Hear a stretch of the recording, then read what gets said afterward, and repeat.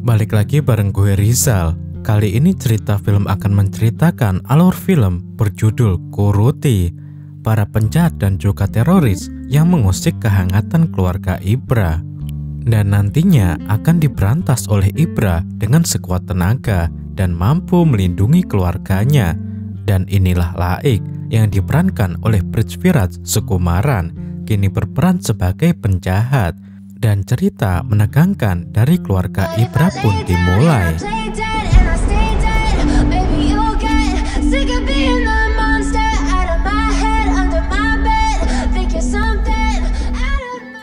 Ibrahim merupakan seorang penyadap karet. Kini ia tinggal bersama dengan ayah dan juga adik laki-lakinya. Sementara adik laki-lakinya yang bernama Rasul pergi meninggalkan begitu saja keluarganya untuk berkumpul bersama teman-temannya di sebuah kedai teh di desanya. Bahkan ia terpengaruh mengikuti jejak Karim yang merupakan seorang teroris.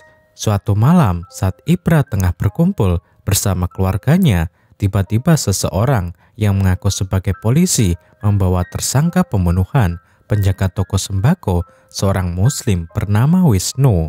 Ia meminta tumpangan untuk malam ini karena jembatan terputus tidak memungkinkan dirinya bisa meninggalkan desa dengan selamat.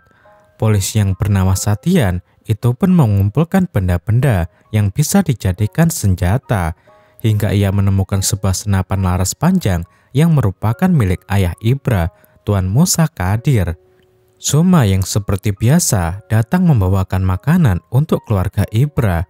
Terkejut melihat adanya Satian yang banyak memiliki luka di area wajahnya, mereka bersama Satian menikmati makan malam yang dibawa oleh Suna bersama-sama dalam keadaan penuh ketegangan.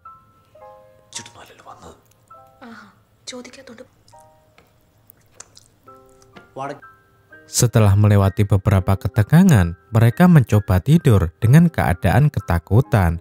Sementara Rasul yang tidak setuju menerima Satian dan Wisnu menginap di rumahnya, menyimpan sebuah obeng di belakang tubuhnya untuk melindungi dirinya.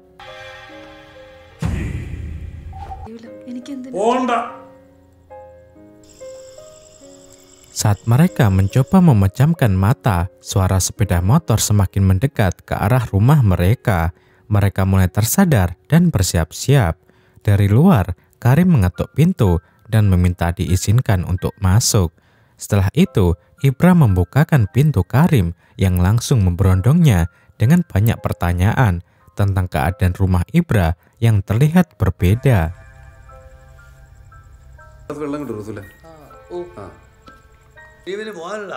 Tiba-tiba, Ibra menyadari kalau Karim tidak menggunakan sepeda motor miliknya.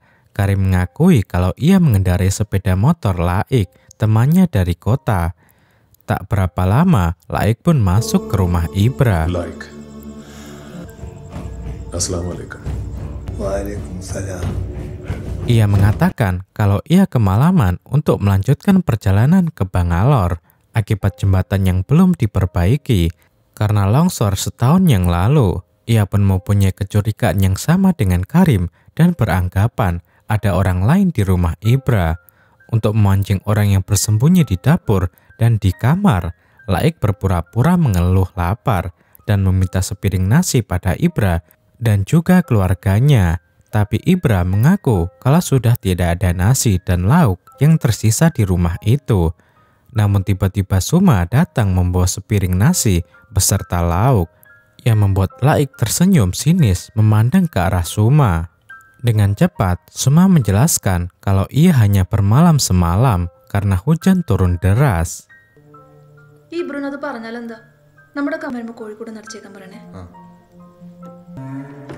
Laik juga mengatakan kalau perilaku keluarga Ibra terlihat menyembunyikan seseorang pendosa untuk memancing Satian yang bersembunyi di rumah Ibra. Satian pun terpancing dan keluar menemui Laik.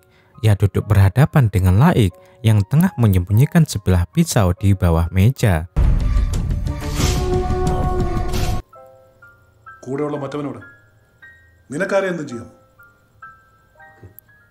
Saat Satian lengah, ia langsung menikam leher Satian hingga mengalami luka tusuk yang dalam.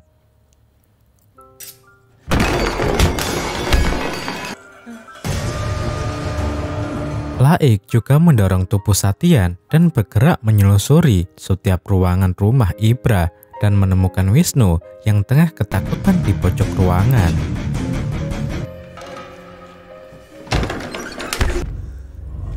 Melihat keadaan mulai memanas, Ibra mengusir Laik bersama Karim dan Umar, anak buah Laik yang lainnya. Satyan yang terluka langsung dibawa ke kamar oleh Ibra. Satyan meminta sebuah Al-Quran dari Ibra.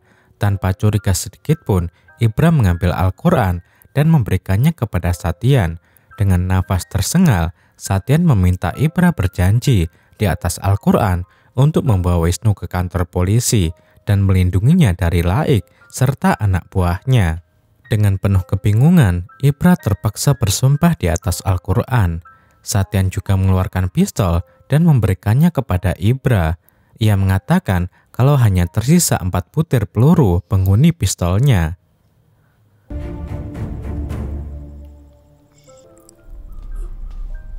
Ibra menunggu Satyan yang tengah sekarat karena lukanya terus mengeluarkan darah. Tiba-tiba kelompok Laik kembali menyerang dengan menembaki keluarga Ibra dari luar rumahnya. Saat Ibra sedang berusaha membuka borgol yang mengikat tangan Wisnu, Ibra langsung mengambil pistol yang ia selipkan di pinggangnya dan menembakkan ke arah anak buah Laik. Hingga anak buah Laik pun menjauhi rumah Ibra. Tak berapa lama, keluarga Ibra mendengar sebuah suara yang berasal dari atap rumah mereka. Ibra langsung menyiapkan sebuah senjata yang akan digunakan untuk menyerang si penyelinap di atas rumahnya. Sebelum naik ke atap, Ibra memberikan pistolnya kepada Suma dan memintanya menggunakannya dengan bijak. Penyelinap yang merupakan anak buah Laik, Kumar, sudah memasuki rumah Ibra. Ia menggedor dengan kuat pintu dapur dan memintanya untuk membuka pintu tersebut. Tapi Suma mengancam ia akan melepaskan peluru pistolnya bila ia terus menggedor pintu tersebut. Kumar menjauhi pintu dan berniat kembali ke genting. Tapi ia terkejut ketika melihat Ibra berada tepat di atas kepalanya yang langsung melemparkan bom molotov yang Ibra persiapkan. Hingga Umar merasa kesakitan akibat luka bakar yang mengenai wajahnya. Ibra tidak menyadari kehadiran Laik di belakangnya yang langsung menikam lengan Ibra dan menariknya ke arah berlawanan hingga membuat rasa sakit yang luar biasa dialami oleh Ibra.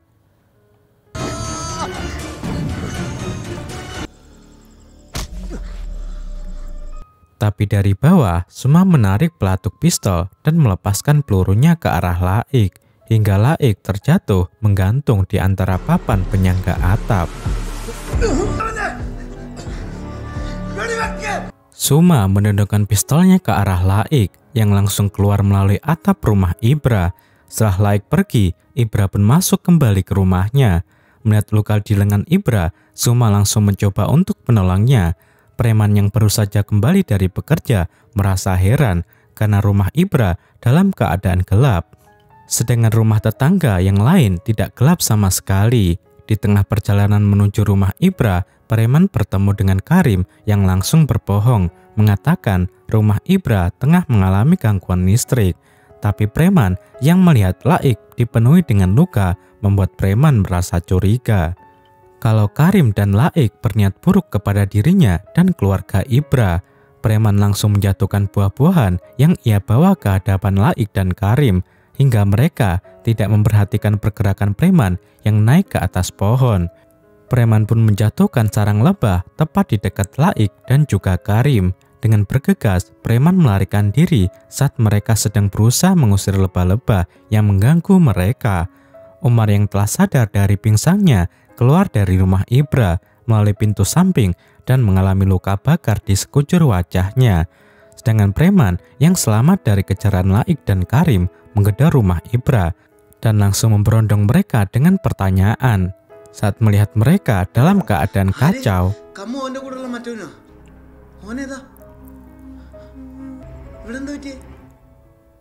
tapi Ibra melihat ke arah kaki preman yang tanpa sadar telah digigit ular.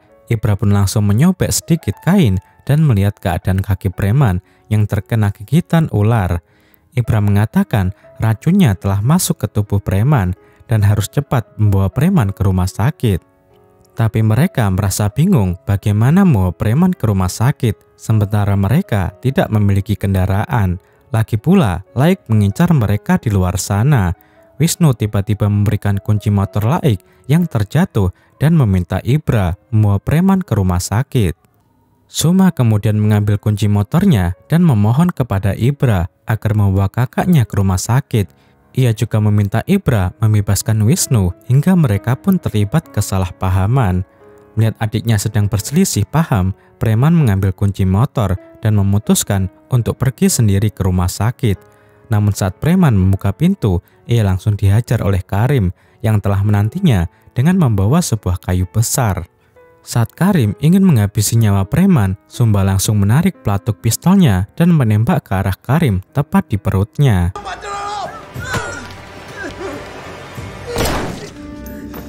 Akhirnya, Wisnu membawa preman, diikuti oleh Suma menuju ke rumah sakit. Tapi di perjalanan, mereka bertemu Laik yang baru saja berhasil menaiki jurang karena ia terjatuh saat menghindari sengatan lebah. Melihat Laik, Suma meminta preman menambah kecepatan motornya karena Laik terus mengejar mereka. Hingga beberapa saat kemudian, Laik menghentikan larinya dan memutuskan untuk kembali kepada Ibra. Sampai di rumah Ibra dan melihat kondisi Karim terluka parah, Laik langsung mengajar Ibra. Tapi Karim menjelaskan kalau semua ini adalah karena perbuatan Suma. Laik mengancam Ibra agar mau mengendarai mobilnya menyusul Wisnu yang membawa Suma dan juga preman. Rasul mengatakan kalau ia mengetahui jalan pintas agar bisa menyusul keberadaan preman. Sementara Satyan yang telah meninggal di rumah Ibra ditinggalkan terlebih dahulu untuk menyusul preman dan juga Suma.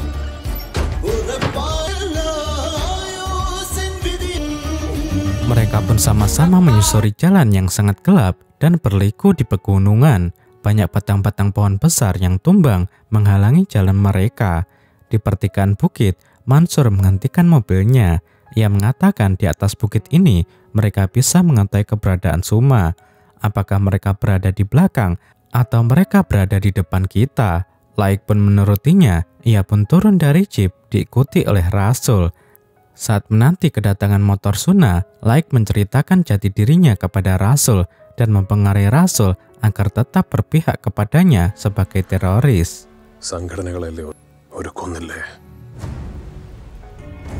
Tak berapa lama, Rasul langsung melaporkan posisi motor Suna tepat di belakang mereka. Laik masuk kembali ke mobil dan menunggu kedatangan Wisnu. Saat melihat mobil Laik, Wisnu terkejut dan menghentikan motornya. Ia meminta Suma dan preman turun dari motornya. Sementara Laik memerintahkan ayah Ibra untuk menabrak motor Wisnu. Ia menarik kuat gas motornya menghindari kejaran mobil Laik menaiki jalan berbukit hingga Wisnu terpleset dan terjatuh dari motornya. Musa mencoba menghindari tabrakan dengan motor Wisnu dan menginjak dalam remnya dan melajukan mobilnya dengan kencang hingga ia menabrak sebuah pohon. Karena Ibra dan dirinya tengah dicekik oleh Umar dan juga Laik. Ibra yang terpental bersama Laik, kemudian Rasul melihat Umar dan Karim tewas pada kecelakaan itu. Ibra berlari mendekati mobil, mengeluarkan ayahnya dari mobilnya. Ayah Ibra mengatakan ia akan mengusir pengganggu yang datang ke rumahnya yang tenang. Ibra lalu mengikat tangan Wisnu, tapi Wisnu mencoba melarikan diri, berlari menjauh dari Ibra. Di tengah perjalanan, ia bertemu Suma dan juga Rasul. Suma yang ditodong obeng di pinggang belakangnya membuat Wisnu menghentikan larinya. Tak lama kemudian, Ibra datang dan Laik pun datang. Ia pun langsung menarik rambut Suma dan menodongkan sebilah pisau ke leher Suma, serta meminta Ibra untuk menyerahkan Wisnu kepada dirinya.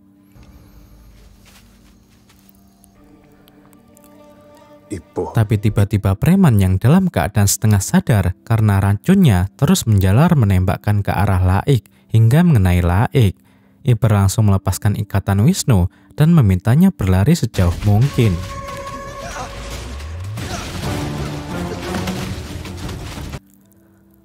Melihat hal itu, Laik yang terluka terus mengejar Wisnu. Hingga satu kesempatan, ia berhasil menerjang Wisnu dan langsung memukulinya tanpa henti.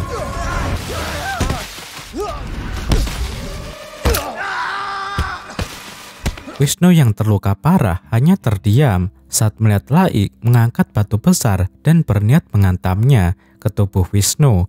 Ibra yang berada tepat di belakang Laik langsung menusuk perut Laik berulang kali.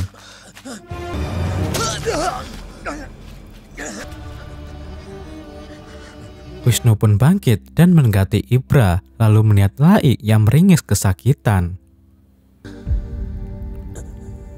Ibra membawa ayah dan keluarganya melangkah ke arah jembatan. Mereka beristirahat di sebuah sungai kecil menanti penduduk yang lewat menuju kota. Ibra meminta Wisnu untuk meninggalkan mereka dan tidak lagi mengusik keluarga Ibra.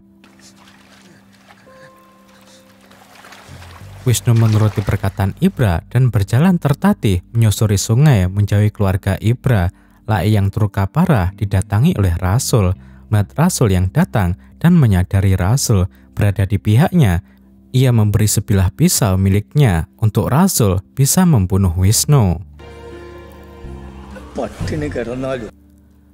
Akhirnya Wisnu menemui jembatan yang akan membawanya ke kota. Tapi di ujung jembatan, ia melihat Rasul yang membawa sebilah pisau milik Laik tengah menghadangnya. Dan film pun berakhir.